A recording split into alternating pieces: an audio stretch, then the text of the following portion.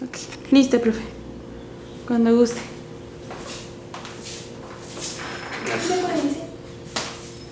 ¿Qué tal? ¿Cómo están? Bienvenidos a tu curso Revive tus estudios con IECA. ¿Sí?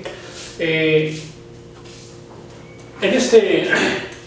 esta primera sesión vamos a platicarles un poquito sobre lo que es la ecología. ¿Sí? Bueno, la ecología es un campo de estudio muy reciente dentro del ámbito de la biología. ¿Sí? Es un concepto por ahí obligatorio en un momento dado en los tiempos actuales. ¿Sí? Con este pequeño breviario vamos a introducirnos un poquito en este conocimiento. Bueno, la ecología es un concepto que tiene su origen en dos vocablos griegos: eikos, que quiere decir casa o residencia, y logos, que quiere decir estudio o tratado. ¿Sí? ¿A qué se refiere esto? A que la ecología es la ciencia que estudia los seres vivos y las interacciones que existen con el medio. ¿Sí? Así como en una casa particular, muchachos, nosotros tenemos una interacción con el aire, con el agua, con otros organismos. En el planeta Tierra, que es la casa global de todos los seres vivos, pues hay una interacción, ¿sí?, de esos seres vivos entre ellos y con el medio que los rodea. ¿A qué me refiero? Pues a lo mismo: al aire, al agua, al suelo, a la temperatura, a los climas, ¿sí?, a la humedad, etc. ¿Sí?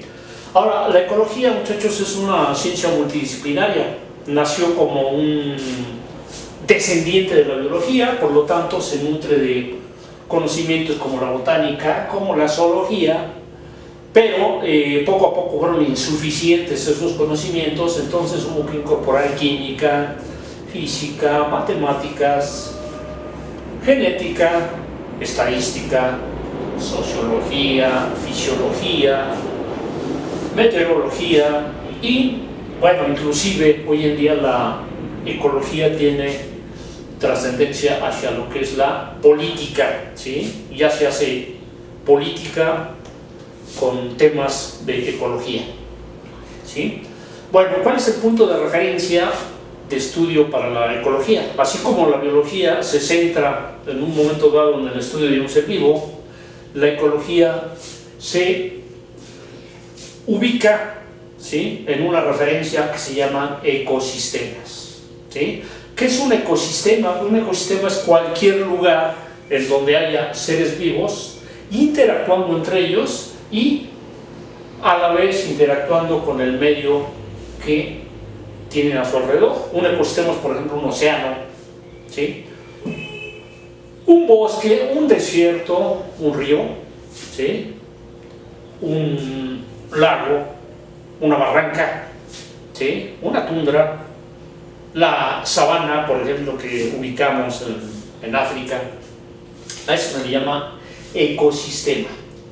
Ahora bien, en un ecosistema, ¿sí?, existen dos partes ya mencionadas, ¿sí? ¿Cuáles son estas, muchachos? Los llamados factores bióticos y otros considerados o llamados abióticos. Los factores bióticos, biótico vamos a considerarlo como seres vivos. Los factores bióticos son los 5 reinos de seres vivos, toda la diversidad de seres vivos, ¿sí? Bueno, nada más para mencionarlos muy rápidamente. En otras cápsulas por ahí van a conocer más sobre los 5 reinos de seres vivos. Son el monera, el protista, el reino vegetal, el reino animal y el reino de los hongos o reino fungi, ¿sí? El siguiente factor o los siguientes factores de un ecosistema son lo que se llama el medio físico, ¿sí? Lo que no tiene vida, pero que de su buena calidad depende exactamente eso, la calidad de vida de los organismos. Bueno, los factores abióticos se dividen en químicos, pueden ser los minerales como el nitrógeno, el fósforo, el azufre, el agua, ¿sí? Los componentes del suelo y los componentes del aire, y los factores físicos son aspectos como la temperatura, la presión atmosférica, las lluvias, el régimen de vientos, etc. ¿Sí? Ahora bien, un ecosistema funciona a partir de cadenas alimenticias. ¿Sí? Una cadena alimenticia es una relación exactamente de todos los seres vivos entre ellos, ¿sí? Con, como ya lo mencionamos, los factores físicos. Toda cadena alimenticia tiene como primer eslabón a los productores. ¿Quiénes son los productores? Los que producen alimento y oxígeno, es decir, el reino vegetal y todo lo que se parezca a ello. Todos los organismos que realicen esa función llamada fotosíntesis son productores. El siguiente eslabón son los consumidores primarios. ¿Quiénes son los consumidores primarios? Los organismos que consuman únicamente en su menú hierba, vegetales, ¿sí? Que van desde un insecto hasta un gran herbívoro como una vaca, por ejemplo. De los consumidores primarios, el siguiente eslabón son los consumidores secundarios, ¿sí? ¿Cómo se ubican los consumidores secundarios? Como carnívoros. Son carnívoros igual, pequeños hasta aquellos de tamaño mediano, ¿sí? Enseguida, el eslabón que se une es el de los consumidores terciarios. ¿Quiénes están ahí? Pues grandes carnívoros, ¿sí? De mediano para arriba, y pueden incluirse ahí organismos cuyo menú es más diverso, es decir, un consumidor terciario puede ser carnívoro, pero igual puede en un momento dado, ¿sí? Pues acceder a alimento de tipo vegetal. Ahí estarían incluidos pues los que se les considera por su función omnívoros, es decir, omni, la raíz omni quiere decir todo, aquellos que comen un poquito más, ¿verdad? Pueden diferenciar o diversificar su menú, ¿sí? E intercalados en esa cadena alimenticia están los organismos quizá más importantes para esa interacción, ¿sí? ¿Quiénes son ellos? Los microorganismos descomponedores o desintegradores. ¿Quiénes son? Son los hongos y las bacterias principalmente. ¿Qué función tienen estos desintegradores dentro del ecosistema? Pues estos organismos propiamente ingresan a materiales a los que difícilmente, ¿sí?, entrarían otros miembros de la cadena. Es decir, los desintegradores interactúan con materiales como excrementos, cadáveres, residuos orgánicos, para separar los materiales, ¿sí?, que posteriormente van a ingresar a las plantas y se van a volver a convertir en alimento, ¿sí?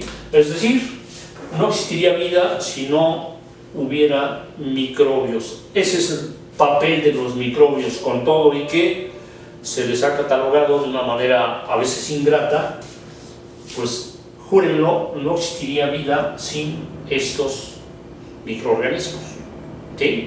Bueno, en la cadena alimenticia está entonces el secreto del funcionamiento de un ecosistema, ¿sí? Finalmente, muchachos, ¿sí?, en esa cadena alimenticia debe haber algo que se llama homeostasia, es decir, un equilibrio, ¿sí? Ese equilibrio se da a través de una autorregulación. ¿Por qué un organismo consume a otro? Precisamente para que haya un equilibrio. La palabra homeostasia significa estado de equilibrio, ¿sí? Cuando en un ecosistema hay más organismos de los que debe haber de acuerdo a su función, o menos de los que debe haber de acuerdo a su función, ¿sí?, se pierde la homeostasia. Para terminar, haríamos una pregunta que más adelante ustedes van a contestar en otra cápsula, ¿sí? ¿Cuál es esa pregunta? ¿Sí? ¿Cómo se pierde esa homeostasia? ¿Sí? Bueno, los dejamos con una imagen que nos va a dar la respuesta a cómo se pierde esa homeostasia, y más adelante, en un encuentro posterior, pues vamos a ir analizando cómo se pierde esa homeostasia. Los dejamos con esas imágenes y nos veremos próximamente en otra cápsula, ¿sí? Y recuerden, estamos aquí para servirles. Si quieren saber más sobre lo que aquí acabamos de plantear, pues escríbanos y con gusto profundizaremos sobre el interés que tengan en algún tema. Muchas gracias.